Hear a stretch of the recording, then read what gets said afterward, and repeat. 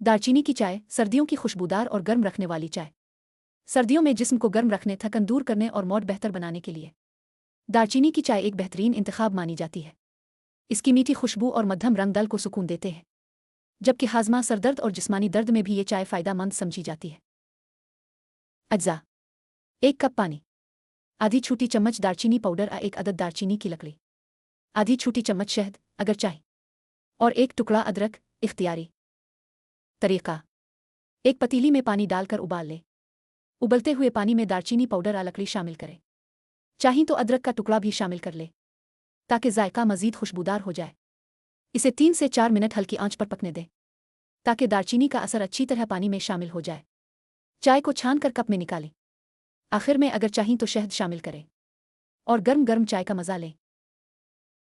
फ़वाइद: जिस्म को गर्म रखती है, हाजमा बेहतर करती है, थकन और बोझलपन कम करती है और खुशबूदार सुकून बख्श एहसास देती है। तंबी: यह घरेलू नुस्खा अमूमी मालूमात के लिए है।